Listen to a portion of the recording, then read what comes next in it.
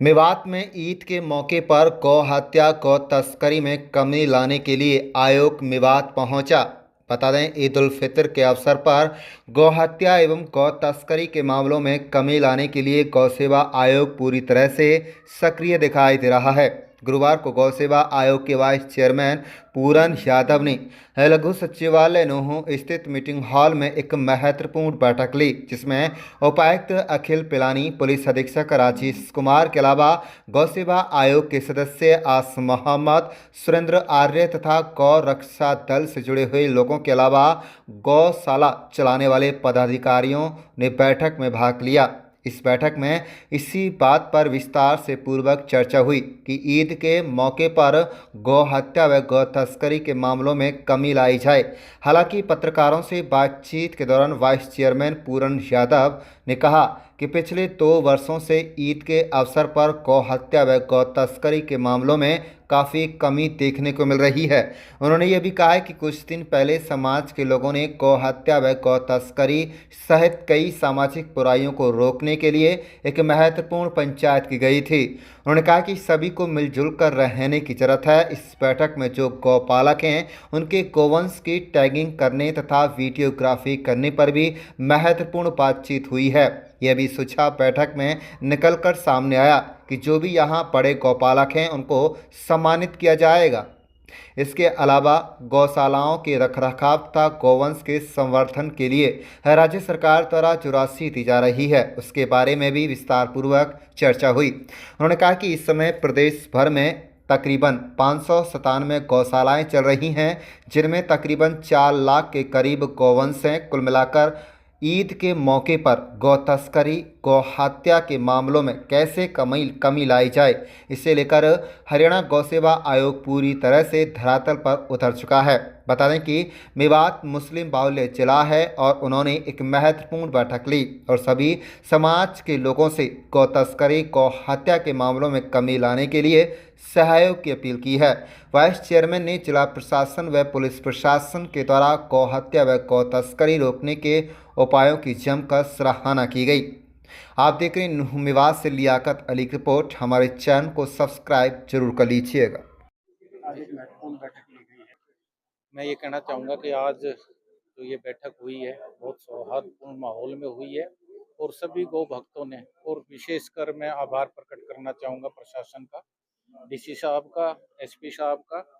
और पशुपालन विभाग के हमारे अधिकारी और यहाँ गौशालाओं से और गौ रक्षा दल से या गो प्रेमियों से, जिसमें हरियाणा गौ सेवा आयोग के सुरेंद्र प्रताप आर्य जी हैं, आस मोहम्मद जी हैं। तो एक यही हम संदेश देना चाहते हैं कि एक समाज में एक बहुत अच्छा समन्वय बन के कोई भी तीज त्योहार मनाई जाए वो बहुत खुशी खुशी मनाई जाए, किसी प्रकार का फिर उसमें कोई अड़चन ना आए। ऐसा हम पहले भी कर चुके हैं और यहाँ नूंह जिले के प्रशासन में पूरा योगदान देख के और आपके माध्यम से जो जितने भी पत्रकार बंधु आए हैं, आप सबसे यहाँ पे मेरा यही आग्रह है कि आप इन चीज़ों को ज़्यादा से ज़्यादा लोगों तक पहुँचाएं, ताकि जो पहले के 2 साल ईद के ऐसे गए हैं कि एक भी गौवंश की हत्या नहीं हुई थी और सभी सरपंचों ने, और इस बार तो सरपंच एसोसिएशन सामने आ रही है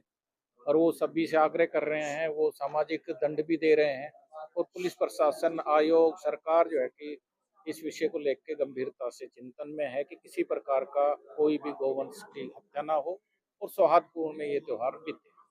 चेयरमैन साहब, सबसे कड़ा कानून पूरे देश में हरियाणा में है।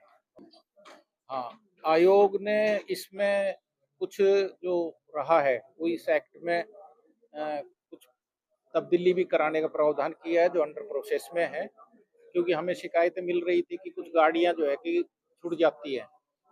और वो बार बार उसी उसमें शामिल हो रही हैं। तो इस पे प्रशासन से, सरकार का हमारा यही विशेष ध्यान है कि लोगों से यही आग्रह रहे कि वो इस काम में कम से कम जो है ना आए और अच्छे माहौल में रहे, ताकि ये गोवंश की जो हम देख रहे हैं ये ना हो पाए। प्रशासन 2015 का जो एक्ट हुआ था वो पूरे देश में सबसे कड़ा कानून है, जिसमें करीब 65 गो तस्करों को सजा भी हुई है और उनके डाटा हमारे पास प्रशासन के द्वारा आते रहते हैं मेरे को लगता है कि काफी इस पे प्रतिबंध लगा है और अब उस मात्रा में नहीं हो पा रहा है, और अभी और प्रशासन करेगा तो ये तस्करी बॉर्डर से होगी नहीं।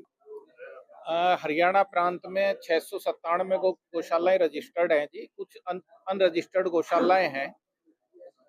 और करीब 4 लाख गोवंश जो है कि उन गौशालाओं में पल रहा है।